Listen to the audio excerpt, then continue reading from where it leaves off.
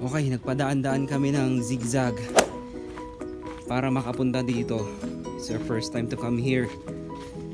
Tingnan natin kung ano meron dito. Pinupuntahan ng mga turista.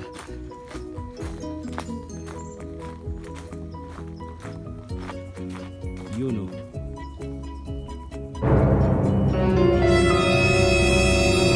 Ito, nag-drive kami ng 1 hour para makarating dito.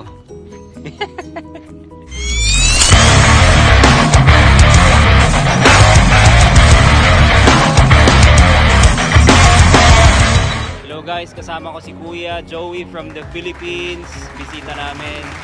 Today we're going to the Hollywood sign. This is his 4th attempt. Yes. Kasi 3 beses na siya nag-fail. Oo. Sasamahan namin siya kasi first time din namin pumunta ni Jonah. Tara! Sobrang daming tao ngayon kasi linggo. So may nadaanan kami na talagang kilalang location kung saan pwede kang magpa-picture kasama yung Hollywood sign na yan. Pero nag-decide kami na umakyat pa. Doon din, malapit. So wala namang problema sa Oo, kaya doon kami tumira. Meron kaming specific location na hinahanap base sa research ni Kuya para magkaroon ng magandang picture. Okay, nagpadaan-daan kami ng zigzag para makapunta dito. It's our first time to come here. Tingnan natin kung ano meron dito. Pinupuntahan ng mga turista.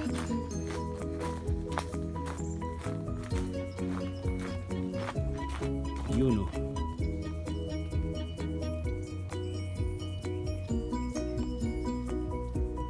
Alright. Finally, nakarating kami dito sa Hollywood sign. It's Sunday, kaya maraming tao. Kasama pala namin si Kuya. From the Philippines. Yay! Finally! After 4 attempts ba? Five. Pa- I did four for this one. Ito yung pang-apat. Pang-apat. Oh, finally, oh. Hindi alam to ng mga tao eh. Nakatago. Nakatago.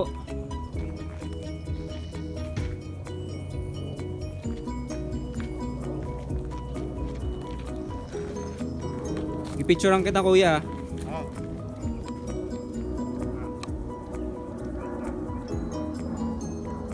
1, 2, 3.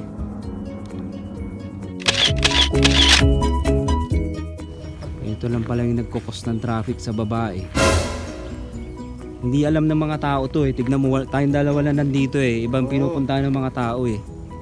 Ang dami naming gas na inubos bago makarating dito, hindi namin nakita. Buti na lang na YouTube mo. Oo. Buti na lang nandito ka. Oh. Hindi dahil sa'yo, hindi ito mararating. Oh. Yay. Dream come true. Because of Sandro and Jonah. Courtesy of Jonah and Sandro. Alright.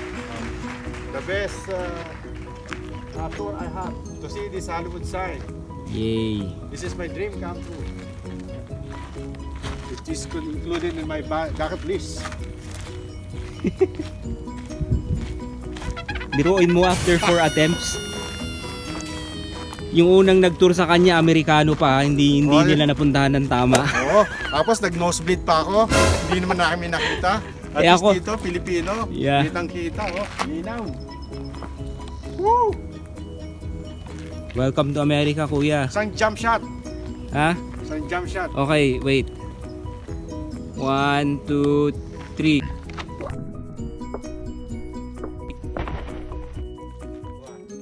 Sige, ulit.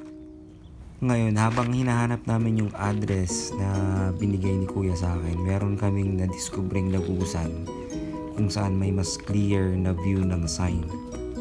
Meron kasi dun sa may babang part ng hill na to, doon lahat nagpupunta yung mga turista para magpa-picture. So sinuwerte kami dahil dito sa pinuntahan namin, kaming dalawa lang yung nandoon. Okay ba, kuya? Okay. This, Sana next. we're going to sign of Beverly Hills maybe. And then we're going to restaurant to eat. Maybe Mexican or wait. It's beautiful. Ayun, naglalakad na kami eh. Katatapos lang namin mag photo op. Ang hirap parang maging artista eh, no? Mahirap maging vlogger.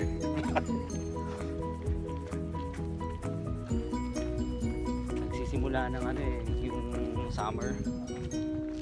September. Ember daw yung sa amin. Yung peak.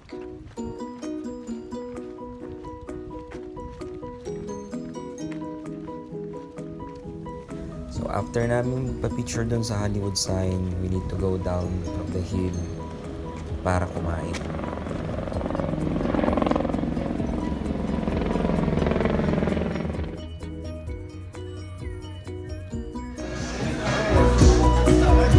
Hello kuya.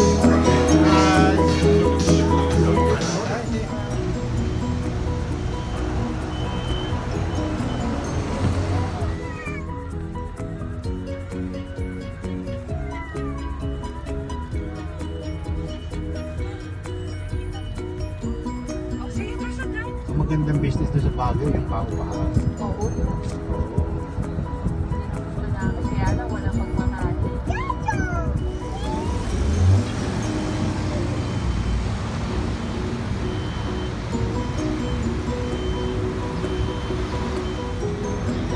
Random lang kaming pumili ng makakainan kasi konti ng oras namin.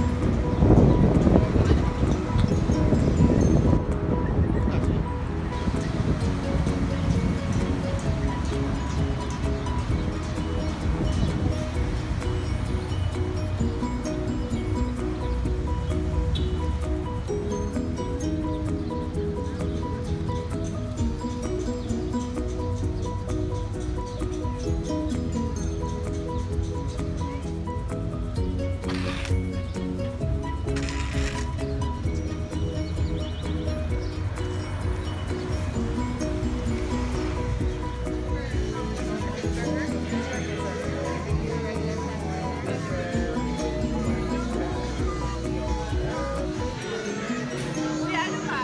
Salad, burger, oh, say na happy birthday. Dito ka. Summer.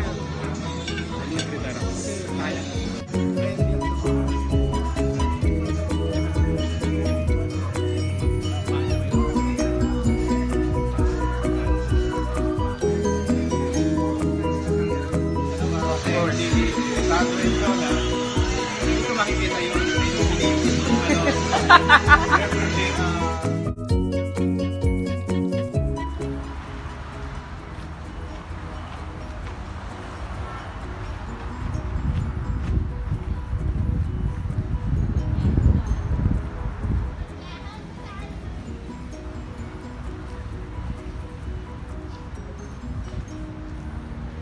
This time naman, gustong puntahan ni Kuya yung Beverly Hills sign.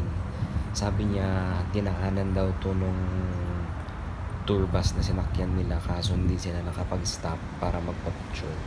So yun ang pupuntahan namin ngayon para magkonting mag-picture-picture.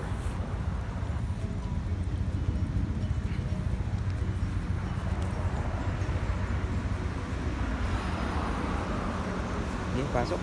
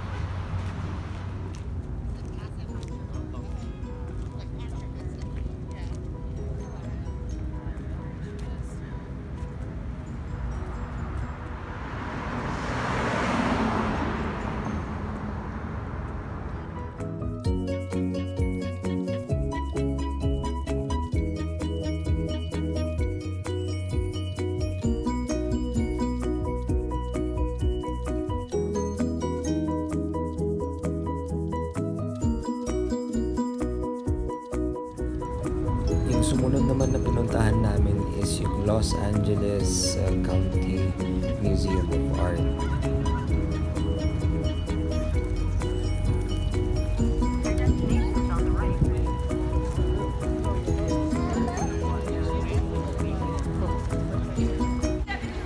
Saktong-sakto yung dating namin dahil inabutan namin yung pagkakaswitch ng ilaw. At talaga namang yan ang inaantay ng mga turistang bumibisita dito. Naantay nilang i-switch yung ilaw para magpa-picture at syempre, alam nyo na, ipopost yan sa Facebook or Instagram. Ngayon, sa Pilipinas, kung hindi ako nagkakamali, ginaya nila to. It is located somewhere in La Union. Hindi ko lang sure pero nakikita ko yung mga Facebook friends ko. Nagpo-post sila ng kahawig ng mga pictures ng mga to. So kung gusto nyo magkaroon ng picture na katulad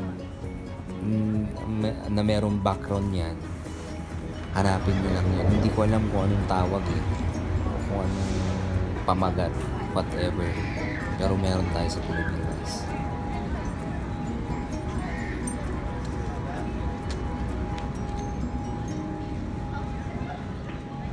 At since nandito na rin lang ako, gusto kong itry yung different features ng gimbal na hinahawak ko ngayon, which is the Zhiyun Smooth 4. I bought it for about $110. I cannot remember, for about 5,000 pesos. Kung vlogger ka that requires a lot of walking, a lot of movement, I highly recommend na kumuha ka ng gimbal para ma-stabilize mo yung video mo kasi ang hirap manood ng video na sobrang galaw, nagsishake. Alam niyo yun, mahirap mag-adjust pag ikaw yung watcher. So, I strongly recommend, this is an investment. Kung plano mong gawing long term yung pag-YouTube mo, kuha ka ng gimbal mo. Hindi naman kailangang mahal Alam ko meron pang mas murang gimbal na pwede mong gamitin sa pag-vlog mo para hindi siya magmukhang super amateur, if you know what I mean. And in addition to that feature, which is the stabilization of your video, meron akong paboritong feature nitong Smooth 4, which is while you're taking video, pwede kang mag-take ng pictures sabay. So hindi mo kailangang stop yung recording mo ng video, tuloy-tuloy lang siya at pwede kang mag-take ng picture. At by the way, kung marami kasi nagtatanong sa akin anong ginagamit kong pang vlog, hindi ako gumagamit ng expensive camera. It's just an iPhone 6s. Ngayon, itong Smooth 4 na gimbal na to, meron siyang capability na i-convert yung video mo into 4K. So para pag pinost mo siya sa YouTube, talagang high quality yung video mo. Medyo maraming tao. Ay, ito kinagusto ko rin ka. So, maraming poste. Good lights. Yan ang kinukuhanan ng mga tao.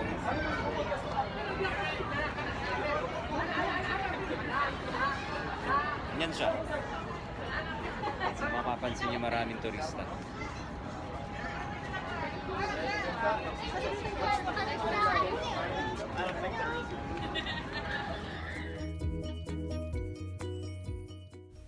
Right now, I'm doing the time-lapse effect.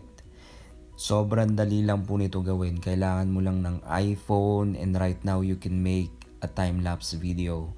Ang kailangan mo lang gawin is pumili ng subject and within that subject meron kang focal point kung saan magfo-focus yung video mo. Ang gagawin mo lang maglakad ka ng mabagal and while you're walking, ifo-focus mo lang yung focal point na yon while walking.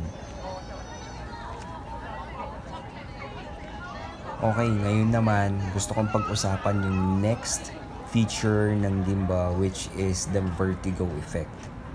I've seen this effect in different Hollywood movies Kung papansinin nyo itong mga clips ngayon na nagpi-play, parang nagwa-warp, nagzo-zoom in or nagzo-zoom out yung background, which gives you that feeling na para kang nahihilo or you're having that vertigo.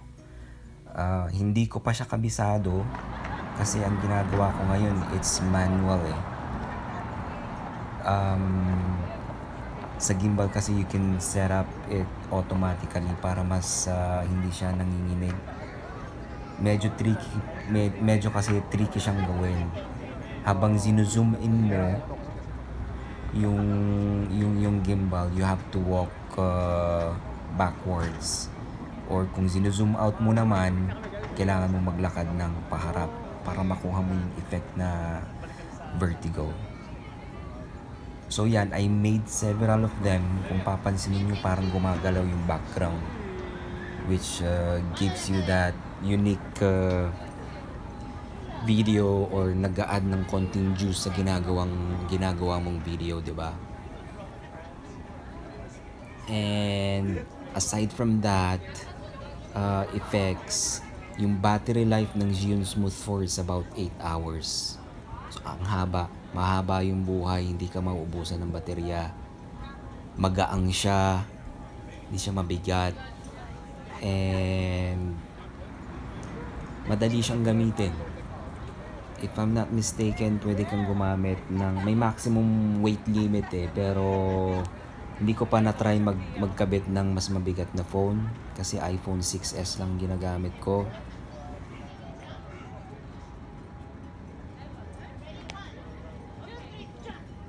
Kung meron ka namang budget, kaya mong bumili ng medyo high-end na gimbal, you have to try this one, the Zhiyun Smooth 4. It's made in China, pero it's medyo popular siya ngayon. Kung pupunta kayo sa YouTube, ang daming videos nito on how to use it, the different features. Hindi nga kompleto yung pagkaka-review ko nito eh. Yung mga na-experience ko lang ko or kung ano yung mga nasubukan kong gawin, yun lang yung binanggit ko dito sa video.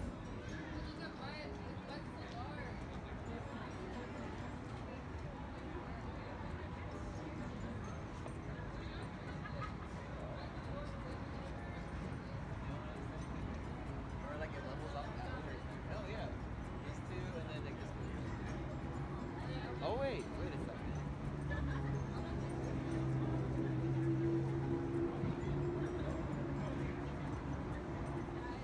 Teka lang guys, before I forget, meron pa akong gustong idagdag. Another feature of the gimbal is pwede kang mag-zoom in or zoom out kasi meron siyang parang dial knob sa ilalim. Mahirap kasi i-achieve yung pag-zoom in or pag-zoom out gamit lang yung phone mo or handheld na pinipindot mo yung pang-zoom niya. Ang mayari nun, magiging shaky yung video, di ba? So, ayun. Another feature is pwede kang mag-focus or mag-blur ng video na karaniwan nagagawa mo lang yan sa high-end na camera like SLRs. And in addition to that, yung build. Gusto kong pag-usapan yung build nung gadget. Matibay po siya. Naibagsak ko na siya twice, hindi ko siya nasira or nabasag. Very premium yung feeling when you have it. Galing! Kada dugtong, nag-iba-iba ng lugar yung nakikita, diba? Ano, okay na? Solve? Kota!